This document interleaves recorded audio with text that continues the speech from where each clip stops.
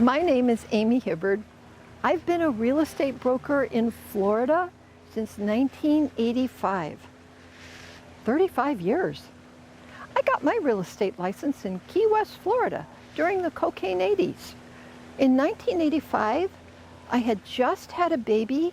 We lived in our little house in Old Town. My husband was a fisherman and the engine had just blown up. We had no money. Then a miracle happened.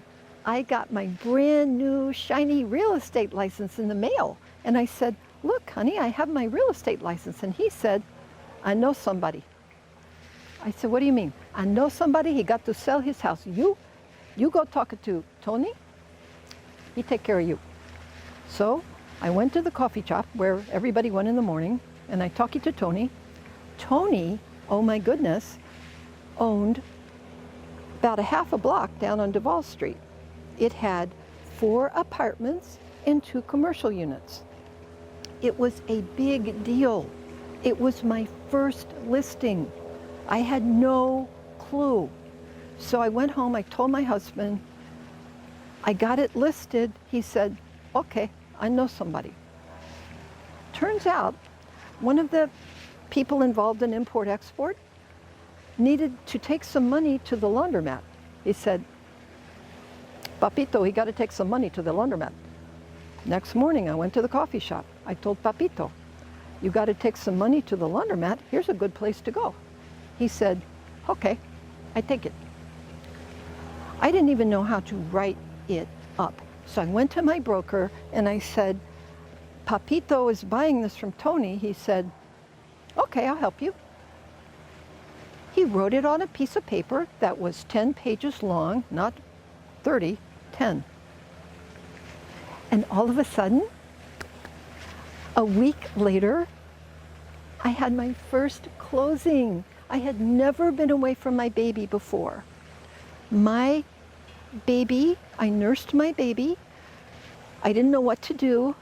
So I went and I talked to one of the ladies that I knew and I said, "Michelle, I know you babysit. Would you consider watching my baby while I go just 4 doors down to the closing?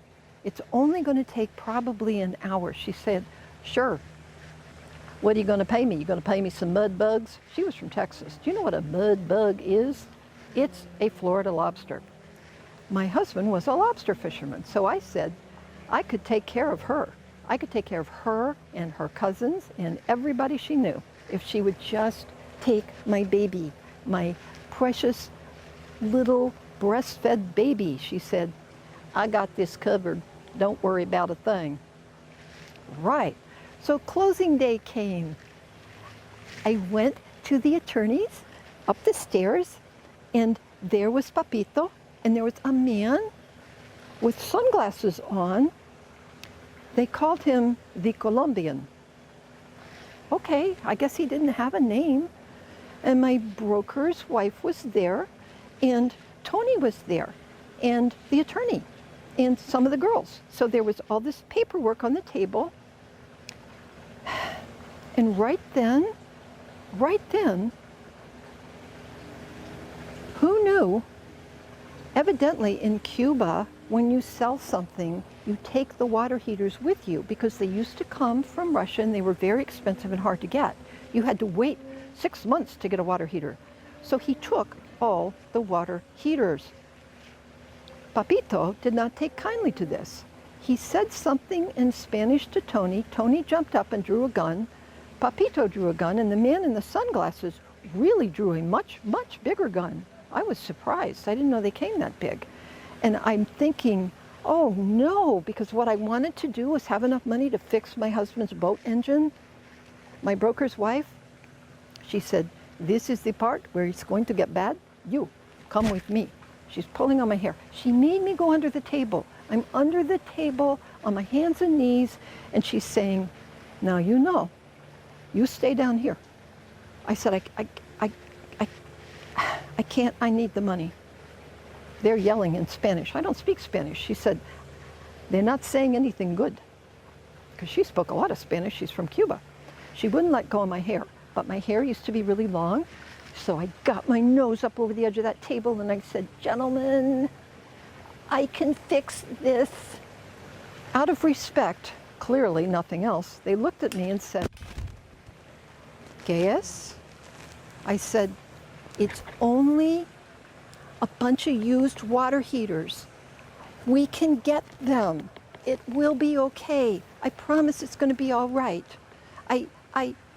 Right then, I don't know if you've ever nursed a baby, but trust me, if your baby wakes up on Mars, dairy products are going to come out of your body and there is nothing you can do about it.